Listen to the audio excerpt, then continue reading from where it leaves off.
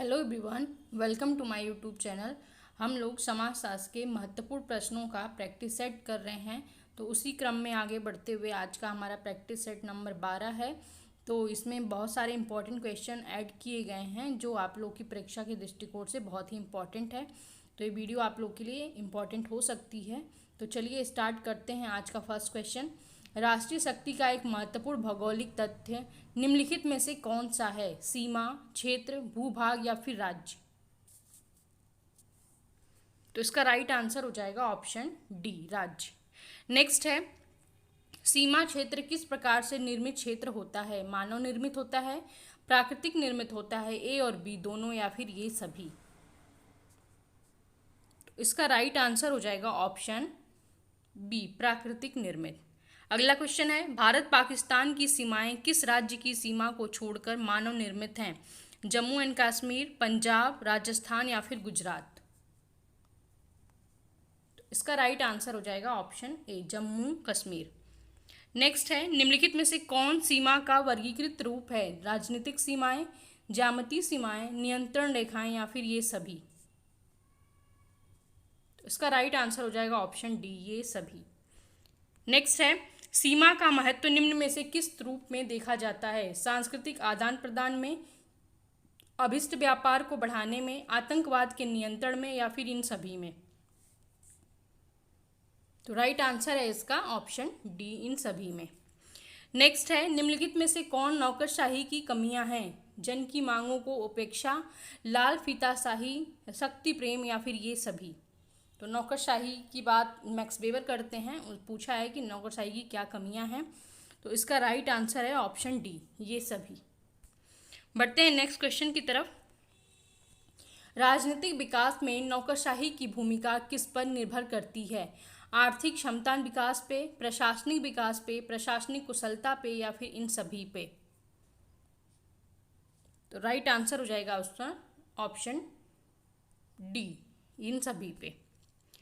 Next है, निम्न में से किसने कहा है कि नीति निर्माण ही लोक प्रशासन का सार है? एपल्बी, मार्क्स, मैक्स वेबर या फिर रिंग्स? तो इसे कहा है एपल्बी ने, ए ऑप्शन का राइट आंसर हो जाएगा। नेक्स्ट क्वेश्चन है, भारतीय नौकरशाही में निम्न में से कौन सी कमियां पाई जाती हैं? अहम भाव, लाल फीताशाही की भावना, अनुदारवादी प्रवृत्ति या फिर ये सभी?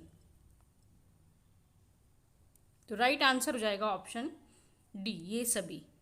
नेक्स्ट है, नौकरशाही का अध्ययन करने वाले प्रथम समाजशास्त्री कौन थे? Max weber, rings, Adam Smith या फिर लॉक?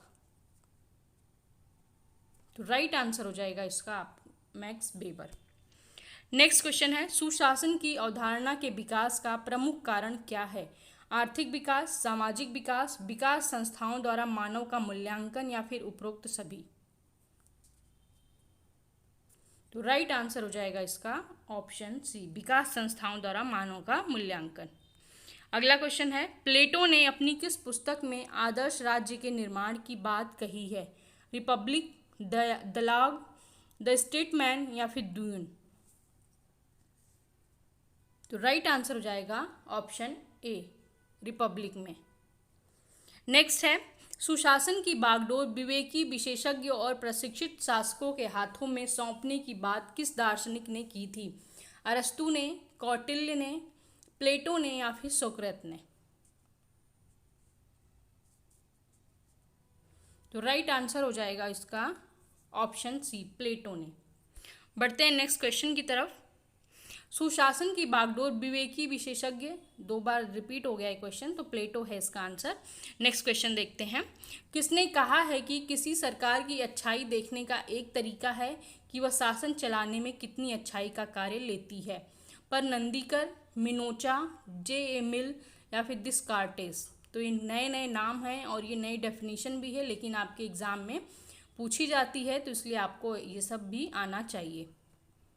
तो इसका राइट आंसर है ऑप्शन सी, जे मिल। नेक्स्ट है, सुशासन के लिए कौटिल्य ने कितने सूचक बताए हैं? 5, 8, 10 या फिर 15? तो राइट आंसर हो जाएगा इसका ऑप्शन सी, 10। नेक्स्ट है, सुशासन के आधार निम्नलिखित में से कौन कौन हैं? उत्प्रेरक सरकार, सेवा प्रायोजित सरकार, उद्यमी सरकार या फिर ये सभी? तो राइट आंसर है इसका ऑप्शन डी, ये सभी। नेक्स्ट क्वेश्चन है, सुशासन स्थापित करने के तरीके कौन कौन से हैं? आपराधिक तत्वों का निषेध, नेतृत्व निर्माण, नैतिक एवं चरित्र सुधार या फिर ये सभी? तो राइट आंसर हो जाएगा इसका ऑप्शन डी।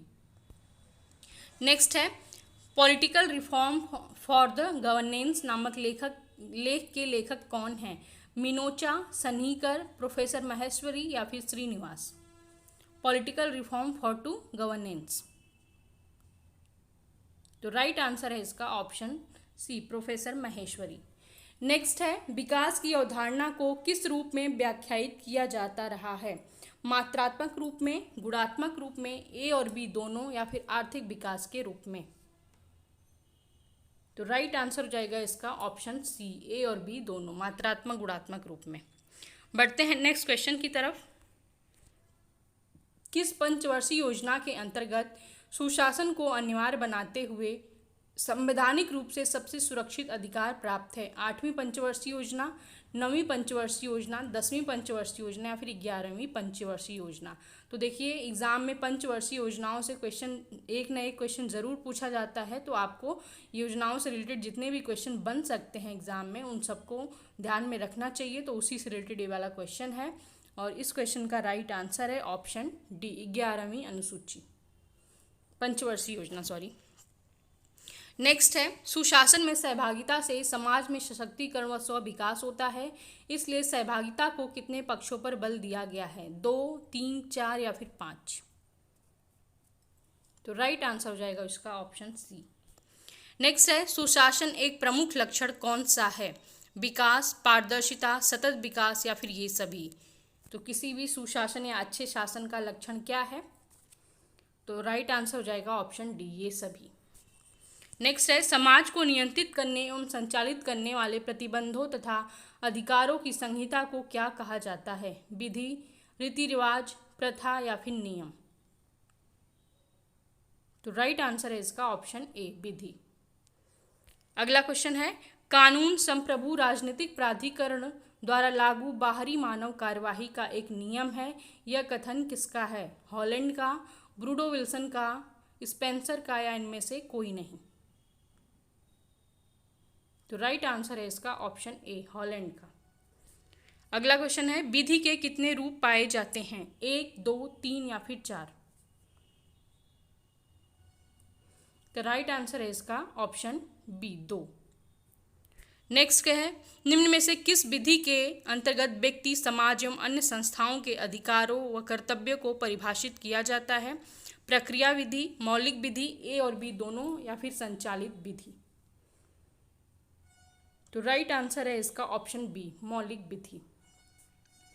चलिए बढ़ते हैं नेक्स्ट क्वेश्चन की तरफ। कानून की प्रकृति कैसी होती है? निजी, सार्वजनिक, निजी व सार्वजनिक दोनों या फिर ये सभी? तो राइट आंसर है इसका ऑप्शन बी, सार्वजनिक। अगला क्वेश्चन है, आधुनिक समय में समाज किस रूप में परिवर्तित हो गया है? सरल रूप में, कठिन रूप में, जटिल रूप में या फिर व्यवहारिक रूप में? तो राइट आंसर है ऑप्शन सी, जटिल रूप में। अगला क्वेश्चन है, निम्नलिखित में से किसके कारण समाज की कार्य प्रणालियों में विविधता आई है? विज्ञान प्रौद्योगिकी के द्वारा, सूचना व संचार के द्वारा, नवीन चेतना के द्वारा या फिर इन सभी के द्वारा? तो राइट आंसर हो जाएगा इसका ऑप्शन डी, इन सभी के द्वारा। अगला क्वेश्चन है, विधि का निर्माण निम्न में से किसके लिए किया जाता है? समाज नियंत्रण के लिए, सामाजिक संरचना के स्थायित्व के लिए, कर्तव्यों के निर्धारण हेतु या फिर उपरोक्त सभी? तो राइट आंसर है इसका ऑप्शन डी, उपरोक्त सभी। नेक्स्ट क्वेश्चन है, पदोन्नति प्रदान करते समय निम्न में से किस पर ध्यान दिया जाता है? योग्यता पर, सेवा काल पे, सत्यनिष्ठा पे या फिर आयु पे? तो जब भी प्रमोशन होता है किस चीज़ पे ध्यान दिया जाता है? तो इन सभी पे दिया जाता है ध्यान। चलिए नेक्स्ट क्वेश्चन देखते हैं। मैक्स वेबर के अनुसार पूर्ण रूप से विकसित नौकरशाही की कुछ विशेषताएं हैं। पद सोपानिक व्यवस्था होती है, निर्वाचन पर आधारित पदाधिकारी होते हैं, उपलब्धि आधारित पदोन्नति मात्र होती है और वस्तुपरक योग्यता आधारित चयन होता है। तो कूट के माध्यम से आपको राइट आंसर बताना है। इसका राइट आंसर है ऑप्शन डी। नेक्स्ट है, मैक्स वेबर के सत्ता संबंधी त्रिसूत्रीय वर्गीकरण में समाविष्ट है वंशानुगत सत्ता, पारंपरिक सत्ता, चमत्कारिक सत्ता या फिर वैध विवेकी सत्ता। तो राइट आंसर है इसका ऑप्शन बी। नेक्स्ट है, मैक्स वेबर के नौकरशाही के मॉडल के व्यवहारवादी आलोचक हैं Robert Merton, M Crozier, Fred Riggs या फिर कार्ल डायस। तो कूट के माध्यम से आपको राइट आंसर बताना है और इसका राइट आंसर है ऑप्शन सी, 2 और 4। बढ़ते हैं नेक्स्ट क्वेश्चन की तरफ। सुमेलित करना है, एक तरफ राइटर्स के नाम है, दूसरी तरफ उनकी अवधारणाएं या बुक्स के नाम दिए गए हैं। तो आपको कूट में से राइट आंसर बताना है। तो चलिए इसे सुमेलित कर लेते हैं। Max Weber economy and society, a का 2 यानी कि सी ऑप्शन इसका राइट आंसर हो जाएगा। एल उर्विक का B elements of administration, Martin Albrow का है ब्यूरोक्रेसी और माइकल क्रोजियर का है द ब्यूरोक्रेटिक फिनोमेनन।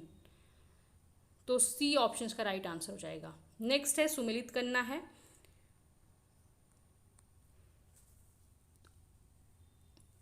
चलिए इसे भी सुमेलित कर लेते हैं। नियंत्रण विस्तृत है, किससे मैच होगा? बी ए ग्रेकुनॉस का, ए का बी, यानी कि एक ही में ऑप्शन है तो बी ऑप्शन इसका राइट आंसर हो जाएगा। नेक्स्ट क्वेश्चन है, निम्न सिद्धांत उपागमों का सही क्रम क्या है? ह्यूमन रिलेशन सिद्धांत, मैक्स वेबर का नौकरशाही सिद्धांत, न्यू पब्लिक मैनेजमेंट या फिर डिसीजन मेकिंग सिद्धांत। तो राइट आंसर है इसका ऑप्शन ए। नेक्स्ट क्वेश्चन की तरफ बढ़ते हैं। निम्नलिखित कथनों पर विचार कीजिए। तो ये 4 ऑप्शन दिए गए, इसमें से कूट के माध्यम से आपको राइट आंसर बताना है। मैक्स वेबर के अनुसार चमत्कार का क्या संकेत है? तो राइट आंसर है इसका ऑप्शन सी, 1, 2 और 4, तीसरा वाला गलत है। नेक्स्ट है, प्रशासनिक सुधार आयोग के अनुसार लोकपाल और लोकायुक्त की संस्था की निम्न में से कौन सी विशेषताएं होनी चाहिए? तो ये विशेषताएं दी गई हैं 5, इसमें से कूट के माध्यम से आपको राइट आंसर बताना है और इसका राइट आंसर हो जाएगा ऑप्शन डी, 2 और 5। नेक्स्ट क्वेश्चन है और आज का ये लास्ट क्वेश्चन भी है। भ्रष्टाचार निरोध पर संस्थानम समिति की अनुशंसाओं में शामिल है। तो ये समितियों से रिलेटेड क्वेश्चन पूछा जाता है। असिस्टेंट प्रोफेसर के फर्स्ट पेपर में भी ये समितियां पूछी जाती हैं। तो पूछ लिया जाएगा कि संस्थानम समिति किससे संबंधित है? किससे संबंधित है? भ्रष्टाचार निरोध से। तो ये 4 ऑप्शंस में से आपको राइट आंसर बताना है और इसका राइट आंसर है ऑप्शन डी, ये सभी। तो ओके फ्रेंड्स, आज इतना ही क्वेश्चन था। आज का ये प्रैक्टिस सेट हमारा कंप्लीट होता है। मिलते हैं नेक्स्ट वीडियो में नए प्रैक्टिस सेट के साथ और नए नए क्वेश्चंस के साथ जो आपके लिए यूज़फुल हो सकते हैं। तो मिलते हैं नेक्स्ट वीडियो में, तब तक के लिए धन्यवाद।